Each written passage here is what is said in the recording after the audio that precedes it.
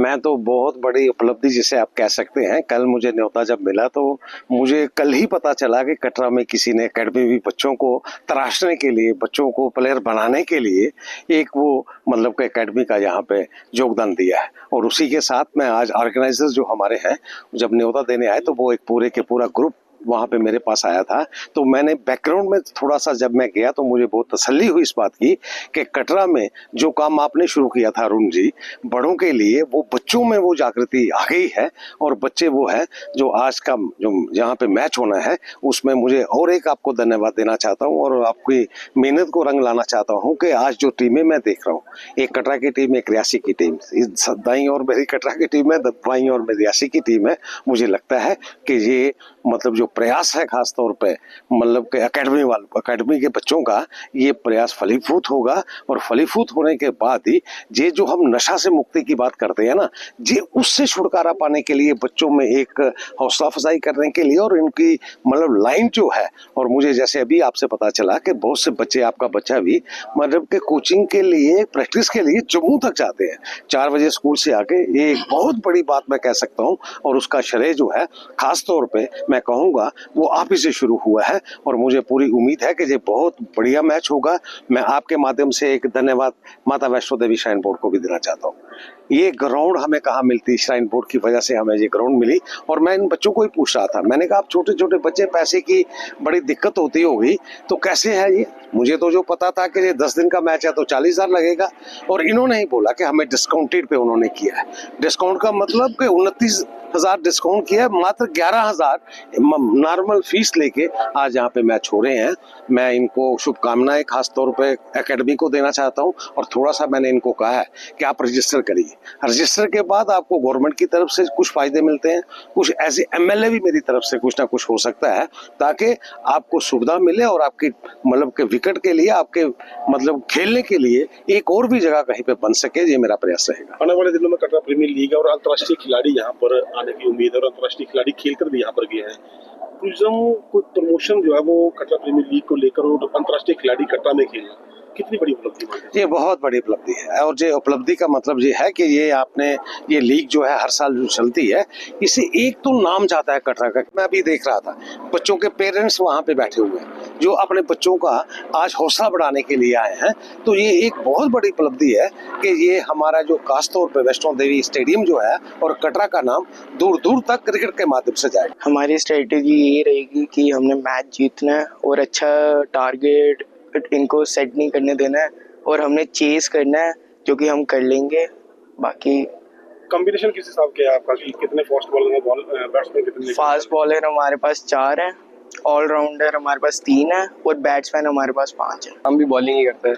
हम भी बॉलिंग करते हैं। क्यों टारगेट सेट करना है? ये विकेट के हिसाब से बॉलिंग ही करते हैं। विकेट अनइवन है तो बस एक्स्ट्रा। दोनों टीमें आमने सामने हैं, सेम कॉम्बिनेशन है, सेम एज मेट है, सेम है। और किस तरह से रहेगा कि ग्राउंड्स के बीच में आके जो प्लेयर्स एक दूसरे के साथ चलते हैं, किस तरह से सही रहेगा? एकदम ही मिलके खेलेंगे, दोनों एक ही रियासी की टीम है, मिलजुल कर खेलेंगे। Okay, all the best. बात करें तो टैलेंट की कोई कमी नहीं है हमारे यहाँ भी। अब ये टूर्नामेंट करवाने का सबसे बड़ा मोटिव यही है कि हमारे कटरा की पब्लिक भी क्रिकेट से जुड़े। बाकी आप देखो कि आसपास का क्रिकेट हो गया, जैसे उधमपुर हो गई, हमारे आसपास की डिस्ट्रिक्ट है, रियासी हो गई, जम्मू हो गए, इनका टैलेंट आप देखो, इनके बच्चे कैसे आगे निकल रहे हैं। लेकिन हमारे कटरा के अभी तक आप देख लो, पिछले रिसेंट टाइम में, पिछले 10 साल में भी शायद मुश्किल से 1-2 लड़का है जो जिसने स्टेट रिप्रेजेंट की है। तो मेरा मानना यही है और मेरा मोटिव भी यही था हमारा टूर्नामेंट करवाने का, कि एक तो हमारी पब्लिक एंगेज हो सके स्पोर्ट्स के साथ, क्रिकेट के साथ जुड़े। वो जरूरी नहीं है कि वो क्रिकेट ही हो, वो कोई भी स्पोर्ट्स हो सकता है। सबसे बड़ा मोटिव हमारा ये है कि स्पोर्ट्स से जुड़े आके लोग। और टैलेंट की अगर आप बात कर रहे हो तो टैलेंट की यहाँ पे कोई कमी नहीं है, बस उन बच्चों को गाइडेंस की जरूरत है। बस उन्हें गाइडेंस की जरूरत है। अगर उन्हें एक अच्छी गाइडेंस मिलती है तो वो जरूर एक ना एक दिन कुछ अचीव करेंगे और हमारे कटरा का नाम रोशन करेंगे। बिल्कुल भैया, आपने रिसेंट टाइम में ना काफी ज्यादा चेंजिंग हुई है क्रिकेट में। कश्मीर का क्रिकेट है जो इन्होंने बिल्कुल एक यू टर्न बोल सकते हैं, उन्होंने एक यू टर्न लिया है। मतलब आज आप देखो कि कश्मीर का क्रिकेट कहाँ पहुंच गया है। ऑल इंडिया में अभी वहाँ पे एक लीग चल रही है, अभी उसका नाम मेरे को रेड प्रीमियर लीग। और वो मुझे लगता है कि वो इतना बड़ा लीग हो रहा है कि हमारा एक KPL भी होता है। और वो कहीं ना कहीं उन्होंने भी प्रयास किया है कि उनके मतलब उनका टूर्नामेंट, आज उनके टूर्नामेंट की आप ओवरऑल बात करो तो ऑल इंडिया में उनके टूर्नामेंट का नाम है। प्रधानमंत्री जी ने ट्वीट करके बोला था कि बिल्कुल। बिजली वाला लीग जो है वो सबसे बड़ी लीग है। हाँ बिल्कुल बिल्कुल। देखिए मानसून कप जो है वो मैं सबसे पहले स्पोर्ट्स अकेडमी को बधाई देना चाहता हूँ कि उन्होंने जो है एक अच्छा इनिशिएटिव लिया कि बच्चों को ग्राउंड में लेकर आए हैं, क्योंकि बहुत कम टूर्नामेंट्स हो गई हैं। और खासकर मैं जम्मू सूबे की अगर बात करूँ तो इस वक्त सबसे ज़्यादा क्रिकेट जो है वो कश्मीर में देखा गया है। और कश्मीर का क्रिकेट का आज हीरो जो है वो जहांगीर लोड, जिनको कोहिनूर कश्मीर कहा जाता है, उनकी मैंने कल देखा कि उनकी शादी में कल हमारे गवर्नर साहब भी वहाँ पर पहुंचे हुए थे। और वहाँ के आज हीरो जो है वो आसिम बशीर हैं, इश्तियाक रसूल हैं, लेफ्टी हैं, बहुत से ऐसे प्लेयर हैं जो वहाँ पर खेलते हैं और आज उनका बहुत बड़ा नाम है।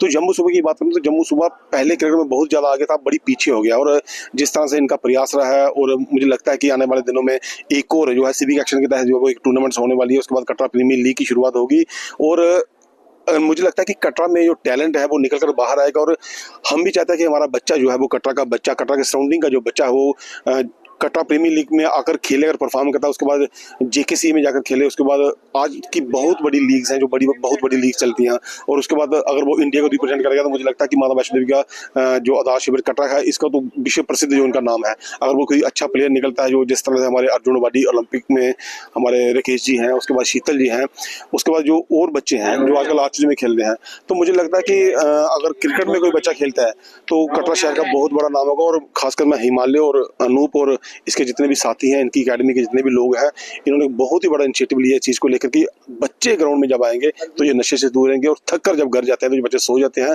और इस तरह के टूर्नामेंट्स जो आने वाले भविष्य में होनी चाहिए। अरुण जी, केपीएल की बात करें तो केपीएल का बहुत लोगों को इंतजार है, और जून जुलाई में केपीएल होती थी, और इस साल बहुत लोगों को इंतजार है। इस साल बिल्कुल विवेक, आपने जिस तरह कहा कि हमारे मार्च में जो केपीएल होती थी, उस फरवरी और मार्च के बीच का जो हमारा टर्न रहता था, मगर लास्ट ईयर हमने एक प्रयास किया था कि हम उस वक्त प्लेयर्स जो हमें थे, अंतर्राष्ट्रीय प्लेयर हो चाहे जेकेसी के प्लेयर हो, नहीं मिल पाते थे। तो हमारी कोशिश थी कि हम सितंबर में करवाएं, मगर सितंबर में हमने देखा कि जिस तरह से मौसम और रोड कनेक्टिविटी कटी हुई थी, लगातार बारिशें हो रही थी, उस चीज़ को लेकर जो था वो हमारा थोड़ा डिले हो गया है।